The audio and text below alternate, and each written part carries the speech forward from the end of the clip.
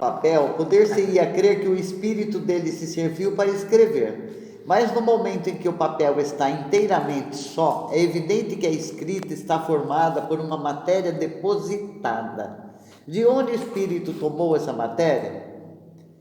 Tal é a questão, a solução da qual vamos ser conduzidos pela tabaqueira de que falamos a toda hora. Nossa, mas deve ser interessante se presenciar um negócio E esse interessante é que foi o Espírito São Luís quem nos deu essa solução nas respostas. Citamos um caso de aparição de uma pessoa viva. Esse espírito tinha uma tabaqueira e a aspirava. Ele experimentava a sensação que se experimenta em aspirando? Não. O espírito, o vivo, não. Ele só estava lá com a tabaqueira. Essa tabaqueira tinha a forma da outra, da qual se servia habitualmente e que estava em sua casa, que era aquela tabaqueira que estava entre as mãos daquele homem. Uma aparência, olha o que ele explica, era para que a circunstância fosse notada como o foi e para que a aparição não fosse tomada por uma alucinação produzida pelo estado de saúde da vidente. O espírito queria que aquela senhora acreditasse na realidade da sua presença e tomou todas as aparências da realidade. Então, o objetivo era provar para ela que era ele, que ele estava ali, e que ela sabia que ele tinha uma tabaqueira, e ele levou para falar, pô, né, daqui. Quando você aparecer, você vai aparecer com a corda de cueca, para a gente saber que tá é o bom, eu vou falar, Clídes, olha a cordinha do meu óculos. Eu vou saber que é o seu. Mas se lá no plano eu não vou precisar de óculos. Não, mas se você for aparecer para a gente, você vai ter que vir com o cordão de cueca para a gente saber que era você. Isso aqui, então, não é materialização, outra coisa. Não. De uma certa forma, uma materialização, porque ela poderia ser tangível se alguém fosse segurar. Porque tem que plasmar, né? Ele tem que pegar os elementos do fluido cósmico universal, juntar tudo e fazer a tabaqueira.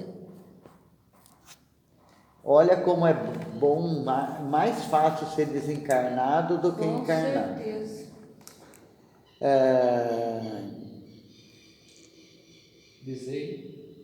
Dizeis que é uma aparência, mas uma aparência nada tem de real. É como uma ilusão de ótica. Queremos saber se a tabaqueira em questão não era senão uma imagem da realidade ou se nela havia alguma coisa de material. Certamente, é com a ajuda desse princípio material que o perispírito toma a aparência de vestuários semelhantes ao que o espírito usava quando vivia. Então, se o espírito também não vai aparecer pelado, né? Justamente, quando ele é mais evoluído, ele tem mais facilidade de manipular os elementos do fluido cósmico universal para juntar carbono com potássio, com cálcio, com ferro, com não sei o que, e fazer alguma coisa. Ele tem condições de manipular. Tem espíritos que fazem sem saber como é feito. No filme Ghost, quantas experiências dessas nós vimos? O cara sabia que podia movimentar as coisas lá na estação, mas ele não sabia como, porque o sangue queria saber. Ele falou, você põe a sua energia no estômago, mas a sua raiva no estômago. Ele não sabia o princípio daquilo, ele sabia como fazia. Aí ele ficou com raiva do cara quando ele foi lá na casa, que ele fez um fogão acender, girar, apagar e tal. E quando a máquina de escrever, tal, mas ele fez tudo aquilo, mas ele não sabia qual era o princípio físico, qual era a lei da física que ia fazer aquilo movimentar. Por isso que eu digo, a gente faz tanta coisa sem saber qual é a lei, que eu estava explicando ali outro dia, que é quanto maior a superfície exposta, maior a evaporação, a condução de calor. Então, se você estudar essas leis, você entende determinadas coisas. Mas a maior parte das coisas nós fazemos sem saber qual é o princípio daquela lei.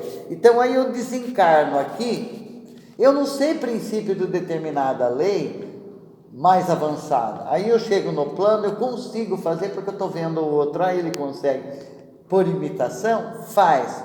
Se explicar, esse espírito que não sabe como é feito, se ele se manifestar e ele não tiver esse entendimento e alguém for perguntar e ele não vai saber explicar. Ou vai, para não se dizer tal, pode falar uma bobagem. Então, é muito, por isso que o Kardec sempre batia para repelir 10 verdades do que aceitar uma única ideia falsa.